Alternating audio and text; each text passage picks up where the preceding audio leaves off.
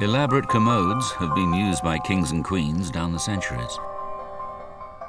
But the question is, why would just another kingly seat inspire a parallel story about a coronation chair? As physical evidence for the female pope, the coronation chair is interesting, but ultimately inconclusive.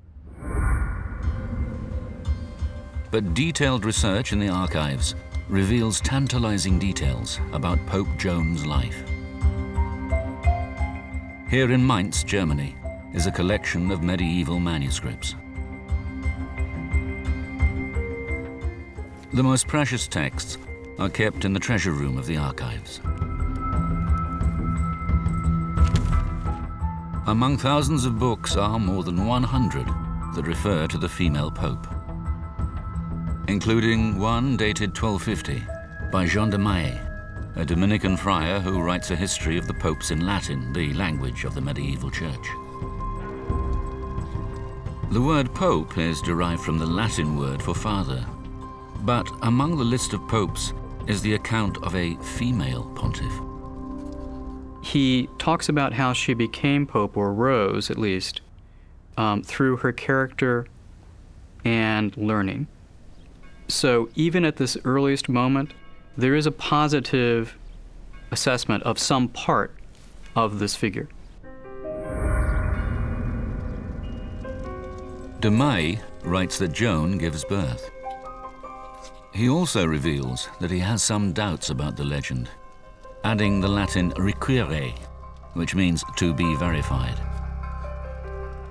De Maillet does not name the female pope, but dates her reign to 1099, 150 years earlier. During this time, a schism or split in the church leads to confusion over the identity of the true pope. It was a vile, smelly place. It's quite clear that the Crusaders didn't have the same standards of hygiene as the Muslims. Richard himself soon falls ill. Yet again, Saladin confounds the Christians with his charity. Hearing of Richard's sickness, he sends gifts of fruit and water. There were certain political undertones behind this. He was also sending a clear message to the Christians and to the Crusaders who had come to his land that he was in control of the situation. By now, King Richard's camp is rife with stories of Saladin's chivalry. When a Christian child is snatched by a Muslim slaving party, the Crusaders urge the mother to appeal directly to Saladin for its safe return. And indeed, she goes to Saladin. He orders for the baby to be found. The baby is reunited with the mother. These stories are not legendary. These are true historical facts.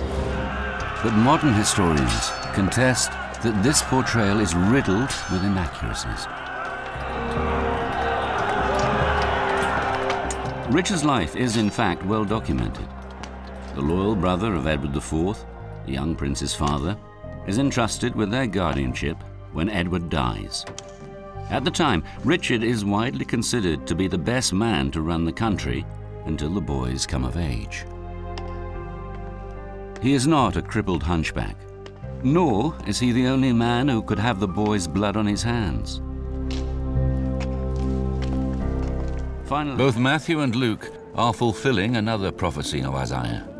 Behold, a virgin shall conceive. But whilst the virgin birth remains a central belief to Christians, the site of the Annunciation is disputed. Some traditions place it at a dwelling, now marked by this Catholic Church. Others, such as the Greek Orthodox, place it by a spring.